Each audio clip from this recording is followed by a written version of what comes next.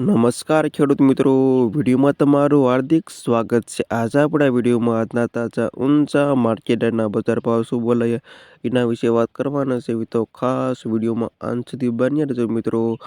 આજે ઊંચા માર્કેટમાં વરિયાળીનો ભાવ 8,963 રૂપિયા સુધી 20 કિલોનો ભાવ બોલાયો છે મિત્રો। આજે તારીખ 1/2/2025 પછી વાર થઈ ગયો શનિવારે મિત્રો। અને હવે જાણી લેવી આજના તાજા ઊંચા માર્કેટના બજાર ભાવ।